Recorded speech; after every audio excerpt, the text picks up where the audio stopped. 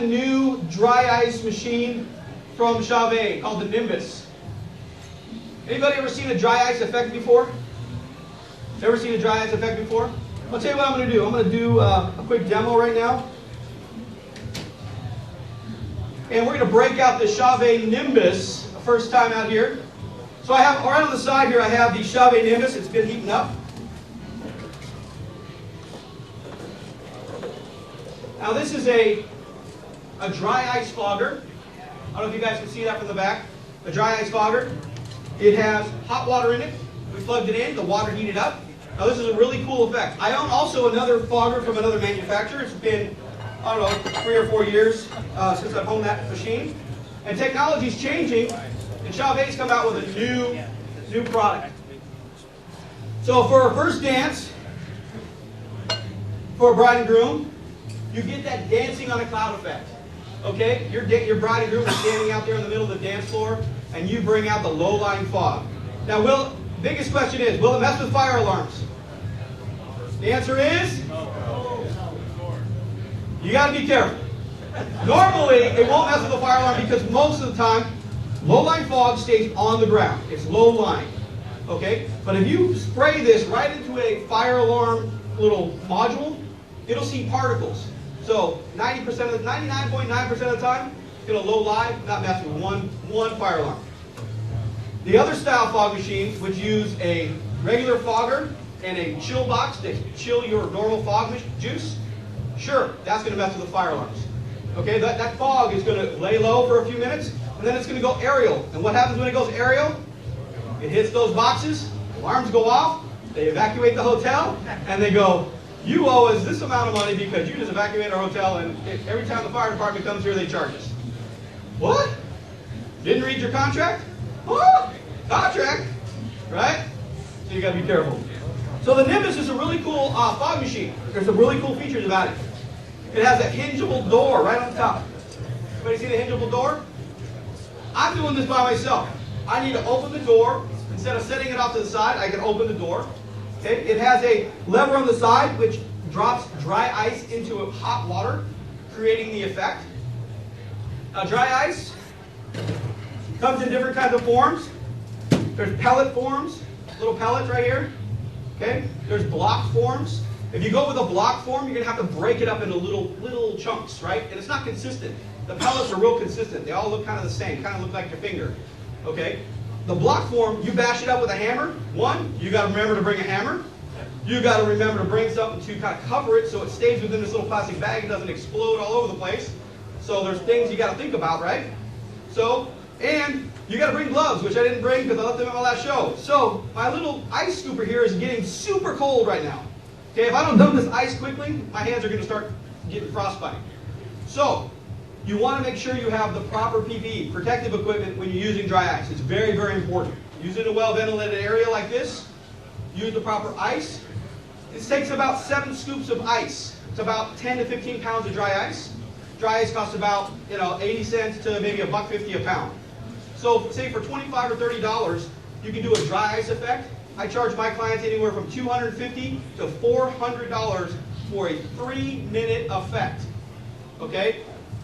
The pictures are unbelievable. They want these things. Sell the sizzle, not the steak, right? So we're going to load this thing up, and we're going to show you exactly what a dry icer can do. So as the bride and groom are getting ready for their first dance, I introduce the first dance. Ladies and gentlemen, let's hear it for your bride and groom. I walk over to my dry ice machine. I have it on a rolling cart. Okay, you want to make it mobile for you. I have it unplugged, so it's not even plugged in right now. It still has enough hot water. I dump about 7 scoops or so into the dry icer.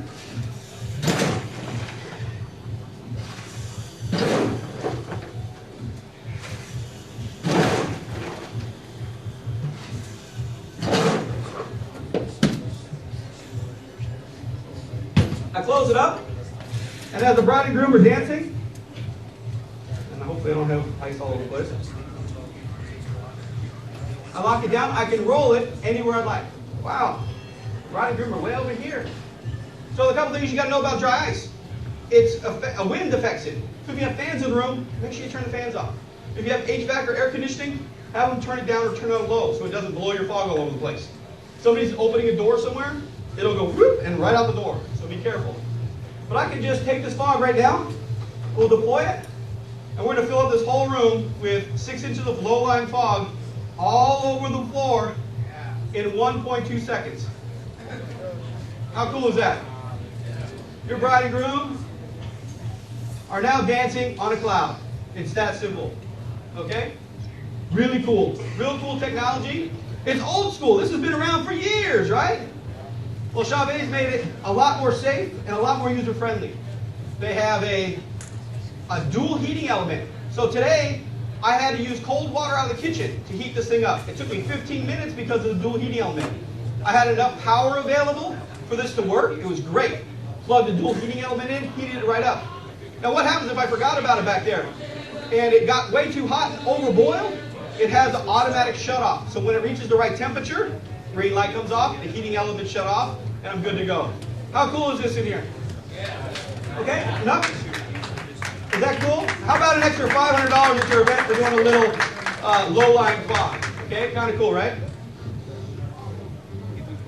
So, it's worth your advantage. Now, people go, oh, fog, those things are so expensive. Okay, between $800 and $1,500 for a low-lying fog machine.